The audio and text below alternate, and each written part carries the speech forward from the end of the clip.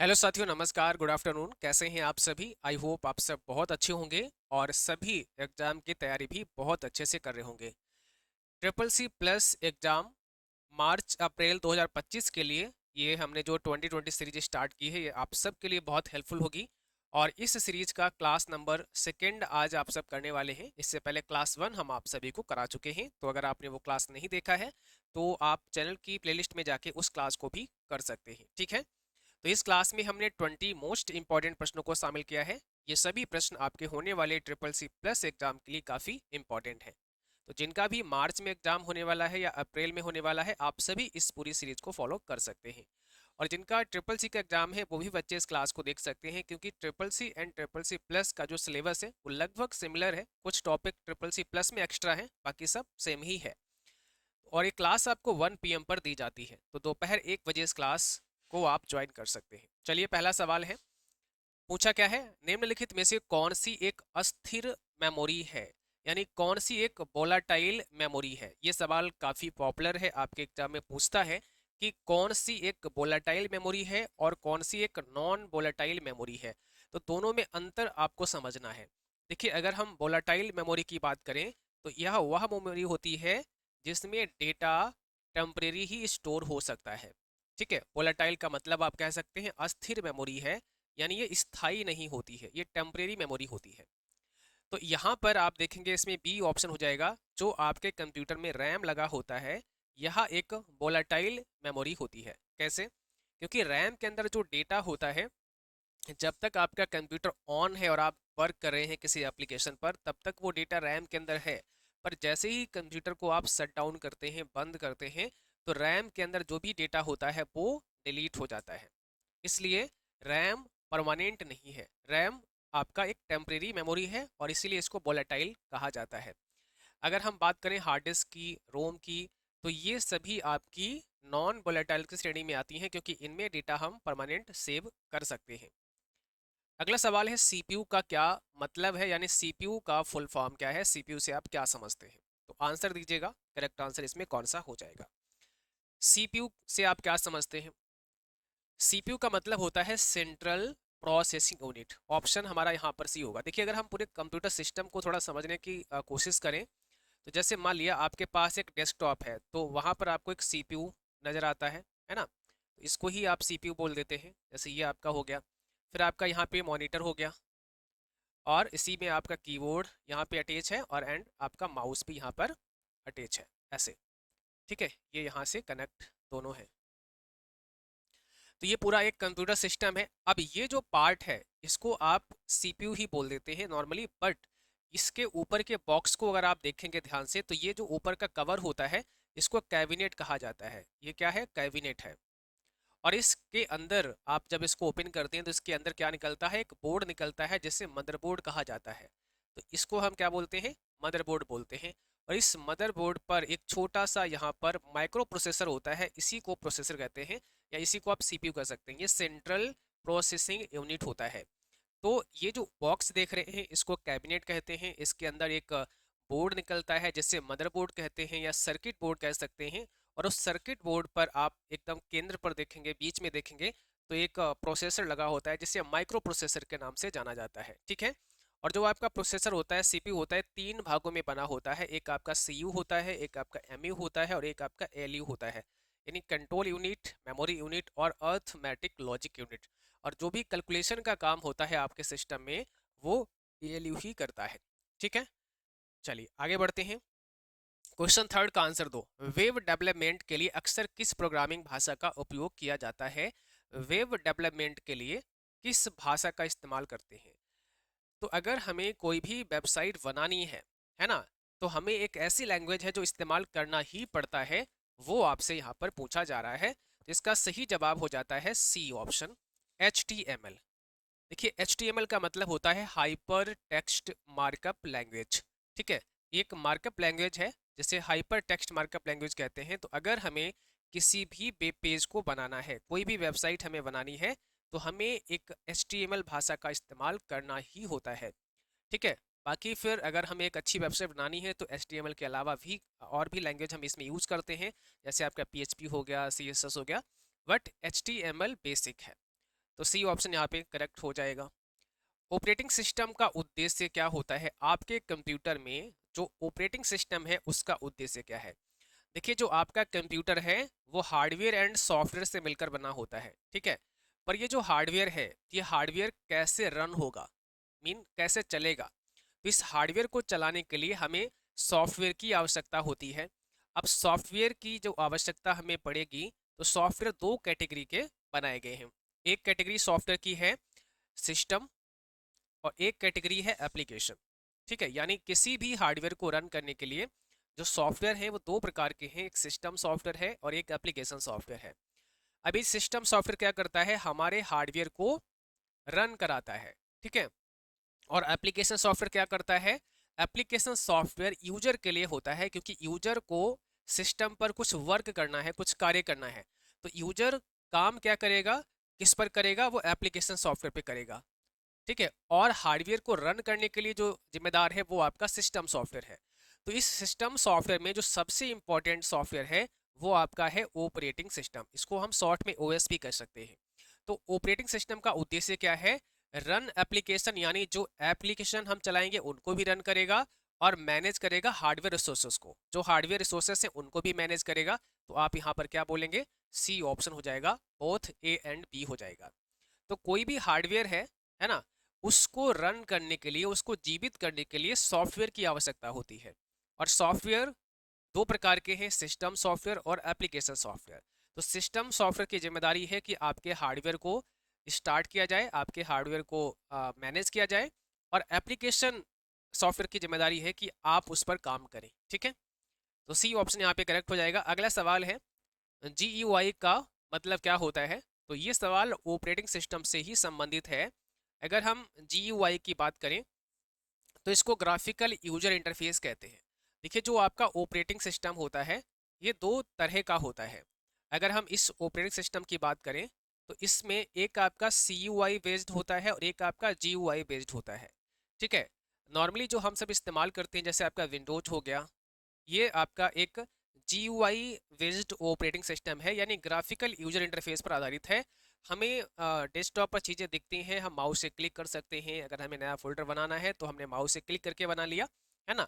लेकिन जो CUI based होते हैं तो इस पर हमें कमांड लिखनी होती है, प्रॉपर कमांड देना होता है। जैसे अगर हम MS DOS की बात करें तो MS DOS क्या है? माइक्रोसॉफ्ट डिस्क ऑपरेटिंग सिस्टम है, जिस पर काम करने के लिए हमें पर्टिकुलर कमांड लिखनी होती है। तो इसको हम करेक्टर यूजर इंटरफेस के नाम से भी जानते हैं। तो GUI का मतलब होता है ग्राफिकल यूजर इंटरफेस और CUI का मतलब होता है करेक्टर यूजर इंटरफेस। कौन सा स्टोरेज डिवाइस डेटा को पढ़ने और लिखने के लिए लेजर तकनीक का इस्तेमाल करता है? ऐसा कौन सा स्टोरेज डिवाइस है जिसमें डेटा लिखना है या उससे डेटा पढ़ना है, तो उसमें लेजर तकनीक का इस्तेमाल किया जाता है? Hard disk drive, solid state drive, optical disk drive या USB फ्लैश ड्राइव? तो इसमें बताइए कौन सा करेक्ट हो जाएगा। क्वेश्चन 6 में आंसर आपको देना है। देखिए, अगर हम बात करें लेजर तकनीक की तो आपने देखा होगा CD और DVD का नाम सुना होगा, है ना। CD और DVD ये क्या होती हैं? ये आपकी एक्सटर्नल स्टोरेज है, यहाँ पे डेटा आप स्टोर कर सकते हैं। तो इनको कहते हैं ऑप्टिकल डिस्क। यहाँ डायरेक्ट CD या DVD नहीं लिखा है, ऑप्टिकल डिस्क लिखा गया है। तो जो CD और DVD है ये ऑप्टिकल डिस्क ड्राइव होती है, और इसमें डेटा लिखने और पढ़ने के लिए लेजर तकनीक का इस्तेमाल किया जाता है। क्वेश्चन नंबर 7, कंप्यूटर में मदरबोर्ड का क्या कार्य होता है? अभी जब बात कर रहे थे हम अपने कंप्यूटर सिस्टम की, जिसमें हमने बताया कि मदरबोर्ड होता है, जैसे सर्किट बोर्ड भी कहते हैं। तो इसका काम क्या है? Provides power to the computer, computer को पावर प्रदान करता है। कनेक्ट्स ऑल इंटरनल कंपोनेंट, सभी आंतरिक घटकों को जोड़ता है। डिस्प्ले करता है ग्राफिक्स को या डेटा को स्थायी रूप से संग्रहित करता है। तो जो मदरबोर्ड है हमारे सिस्टम में ये क्या करता है? देखिए, जितने भी कंपोनेंट हैं, ठीक है, वो सभी मदरबोर्ड पर होते हैं। तो मदरबोर्ड क्या करता है? सभी आंतरिक घटकों को जोड़ने का काम करता है। कनेक्ट्स ऑल इंटरनल कंपोनेंट्स, ठीक है। और मदरबोर्ड को क्या बोलते हैं? सर्किट बोर्ड के नाम से भी जाना जाता है। निम्नलिखित में से कौन सी एक उच्च स्तरीय प्रोग्रामिंग भाषा है? कौन सी एक हाई लेवल प्रोग्रामिंग भाषा है? तो एक हाई लेवल प्रोग्रामिंग भाषा इसमें से कौन सी हो जाएगी? आंसर देना है। अगर हम कंप्यूटर लैंग्वेज की बात करें तो आपको पता है एक लो लेवल लैंग्वेज होती है और एक आपकी हाई लेवल लैंग्वेज होती है। ठीक है, लो लेवल लैंग्वेज को कंप्यूटर आसानी से समझ सकता है बट हाई लेवल को समझ नहीं सकता है। तो यहाँ पर कौन सी उच्च स्तरीय प्रोग्रामिंग भाषा है? Assembly, machine, Python. तो यहाँ पर आपका सी हो जाएगा। पाइथन जो है एक हाई लेवल कैटेगरी की लैंग्वेज है। बाकी मशीन लैंग्वेज ये लो लेवल में आती है, कंप्यूटर की अपनी भाषा है और इसे कंप्यूटर आसानी से समझ सकता है। ठीक है, लेकिन जो असेंबली भाषा है ये भी आपकी लो लेवल में आती है बट कंप्यूटर इसे प्रॉपरली समझ नहीं पाता है, क्योंकि जो असेंबली भाषा है इसमें जो आपका 01 है इसके अलावा कुछ अंग्रेजी के अक्षर भी इस्तेमाल कर लिए जाते हैं। तो इसको समझने के लिए असेंबलर जो ट्रांसलेटर है उसकी सहायता लेनी होती है। और जो आपकी हाई लेवल लैंग्वेज है इसको कंपाइल करने के लिए कंपाइलर और इंटरप्रेटर का यूज होता है। ये कंपाइलर, इंटरप्रेटर और असेंबलर लैंग्वेज ट्रांसलेटर होते हैं, भाषा अनुवादक होते हैं। अगला सवाल है रैम का क्या अर्थ है? रैम का मतलब क्या, समझा दीजिए। क्या ये रीड ओनली मेमोरी है? क्या ये रैंडम एक्सेस मेमोरी है? क्या ये रन एंड मैनेज या रीड एंड मॉडिफाई? तो यहाँ रैम का मतलब समझाना है आपको। रैम का क्या मतलब हो जाएगा? इसको बोलते हैं रैंडम एक्सेस मेमोरी। ठीक है, रैम एक रैंडम एक्सेस मेमोरी है। स्क्रीन पर कर्सर को घुमाने के लिए किस इनपुट डिवाइस का उपयोग किया जाता है? स्क्रीन पर कर्सर को घुमाने के लिए कौन सी इनपुट डिवाइस यूज करते हैं जिससे हम कर्सर को घुमा सकें? कीबोर्ड, माउस या स्कैनर या मुद्रक, प्रिंटर मीन? क्या होगा इसमें करेक्ट आंसर आपका? सही जवाब आप सबको कमेंट बॉक्स में देना है।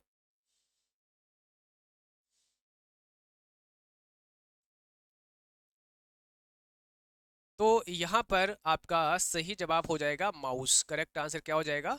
माउस आपका करेक्ट आंसर यहाँ पर हो जाएगा। अगला क्वेश्चन का आंसर देना है कंप्यूटर विज्ञान में एल्गोरिदम का उद्देश्य क्या होता है? कंप्यूटर विज्ञान में एल्गोरिदम का उद्देश्य क्या होता है? एल्गोरिदम किसे कहते हैं कंप्यूटर साइंस में? इसका सही जवाब आपको कमेंट बॉक्स में लिखना है।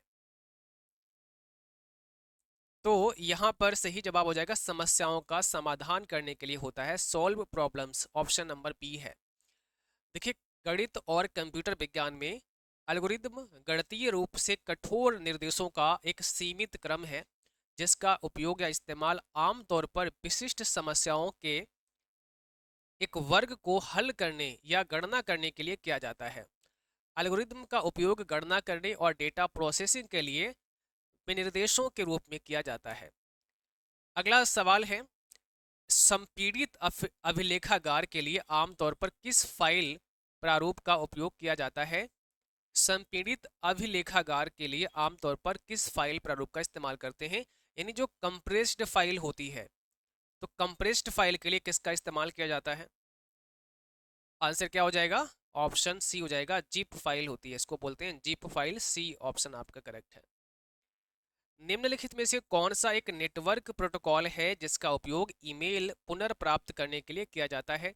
कौन सा एक नेटवर्क प्रोटोकॉल है जिसका इस्तेमाल ईमेल पुनर्प्राप्त करने के लिए होता है? FTP, SMTP, HTTP या STP? इसका सही जवाब आपको देना है कमेंट बॉक्स में। क्या हो जाएगा?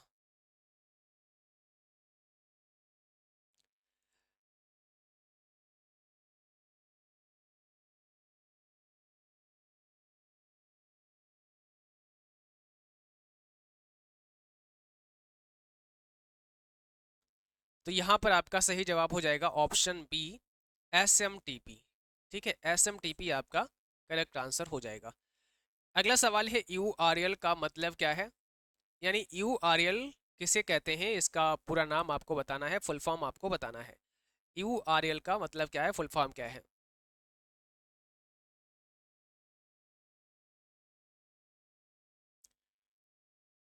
तो यहाँ पर यूनिफॉर्म रिसोर्स लोकेटर हो जाएगा। ऑप्शन फर्स्ट है, यूनिफॉर्म रिसोर्स लोकेटर के नाम से जानते हैं। अगला सवाल है प्रोग्रामिंग भाषाओं के संदर्भ में IDE का क्या मतलब होता है? ठीक है, प्रोग्रामिंग भाषाओं के संदर्भ में IDE का मतलब समझाना है। IDE का फुल फॉर्म आपको बताना है। ऑप्शन पहला ही हो जाएगा, इसको बोलते हैं इंटीग्रेटेड डेवलपमेंट एनवायरनमेंट। तो फर्स्ट ऑप्शन आपका करेक्ट हो जाएगा। कंप्यूटर वायरस का पता लगाने और उसे हटाने के लिए किस प्रकार का सॉफ्टवेयर डिजाइन किया गया है? कंप्यूटर वायरस का पता लगाने और उसे हटाने के लिए किस प्रकार का सॉफ्टवेयर डिजाइन किया गया है? तो यहाँ पर करेक्ट आंसर हो जाएगा एंटीवायरस। ऑप्शन बी है आपका करेक्ट आंसर। कंप्यूटर वायरस का पता लगाने और उसे हटाने के लिए किस प्रकार के सॉफ्टवेयर का इस्तेमाल किया गया है? एंटीवायरस। हालांकि यहाँ पर फायरवॉल भी हमारे सिस्टम की सुरक्षा के लिए ही होता है, बट एंटीवायरस यहाँ पर सही जवाब हो जाएगा। अगला सवाल है, प्रोग्रामिंग में कंपाइलर का उद्देश्य क्या होता है? प्रोग्रामिंग में जो कंपाइलर शब्द है इसका क्या मतलब है? तो ये एग्जीक्यूट करता है प्रोग्राम को, डिबग करता है प्रोग्राम को, translate code to machine language, यानी ये क्या करता है, जो कोड होता है उसको मशीन भाषा में ट्रांसलेट करता है। तो कंपाइलर का मतलब है कि हाई लेवल से मशीन कोड में ट्रांसलेट करना। निम्नलिखित में से कौन सा एक द्वितीयक भंडारण उपकरण है? Which of the following is a secondary storage device? अब इसमें आपको बताना है कि सेकेंडरी स्टोरेज डिवाइस कौन सा है। तो अगर हम सेकेंडरी स्टोरेज डिवाइस की बात करें तो इसमें आपका हार्ड डिस्क ड्राइव हो जाएगा, ये सेकेंडरी स्टोरेज है। इसके साथ साथ में पेन ड्राइव भी आपका सेकेंडरी में आ जाता है, ठीक है, सीडी या डीवीडी भी आ जाता है, और साथ ही साथ एसएसडी भी इसी में आ जाता है। तो ये सभी आपकी सेकेंडरी स्टोरेज में आ जाती हैं। वाइनरी सिस्टम का आधार का उपयोग, वाइनरी सिस्टम आधार का उपयोग करता है, यानी जो वाइनरी नंबर सिस्टम है उसका बेस पूछा है कितना है, ठीक है। तो बाइनरी नंबर सिस्टम का बेस 2 होता है, इसमें 0 से 1 तक ही करेक्टर होते हैं, तो इसके टोटल बेस या आधार आप पूछेंगे तो 2 हो जाएगा, सिंपल है। कौन सा घटक सीपीयू को संसाधित करने के लिए डेटा को अस्थायी रूप से संग्रहित करता है? जब प्रोसेसर होता है जो प्रोसेसिंग करता है उस समय डेटा को टेम्परेरी कौन होल्ड करता है? हार्ड डिस्क, रैम, रोम या कैश मेमोरी? तो इसका सही जवाब हो जाएगा रैम। ऑप्शन बी है आपका रैम, ठीक है। इसको बोलते हैं रैंडम एक्सेस मेमोरी। और जब तक आपका प्रोसेसर वर्क करता है, सिस्टम ऑन रहता है, तब तक ही डेटा रैम के अंदर होता है, उसके बाद ये डिलीट हो जाता है। तो रैम एक वोलेटाइल मेमोरी है, या इसको कह सकते हैं एक अस्थाई मेमोरी है। तो आज के सेशन में बस इतना ही। इस 2020 सीरीज में हमने आप सबके लिए 20 प्रश्नों को शामिल किया था, और आप हमारा पेड क्लास भी ले सकते हैं ट्रिपल सी प्लस के लिए। एक रिकॉर्डेड बैच आप सबको दिया गया है, तो आप उस रिकॉर्डेड बैच में आ सकते हैं जहां पर कंप्लीट थ्योरेटिकल क्लास आपको मिल जाते हैं। और हमारा कॉन्टैक्ट नंबर है 9452299446। अगर कोई भी समस्या होती है तो आप इस नंबर पर हमें व्हाट्सएप कर सकते हैं। ट्रिपल सी वाईफाई स्टडी हमारा मोबाइल ऐप है जो गूगल प्ले स्टोर से आप लोग डाउनलोड कर सकते हैं, और इसको लॉगिन करने के बाद पेड कोर्सेज में जाएंगे तो वहाँ पर ट्रिपल सी एंड आगे ट्रिपल सी प्लस का सेक्शन दिया होगा, तो आप ट्रिपल सी प्लस वाले सेक्शन में जाके और ट्रिपल सी प्लस के लिए जो बैच है वो ज्वाइन कर सकते हैं। पूरा रिकॉर्डेड बैच है, सारे लेक्चर रिकॉर्डेड ही आपको वहाँ पर मिल जाएंगे, ठीक है। तो चलिए क्लास को यहीं पर समाप्त करते हैं, और अगली क्लास कल दोपहर 1 बजे आपको मिलेगी। तब तक के लिए थैंक यू, बाय बाय।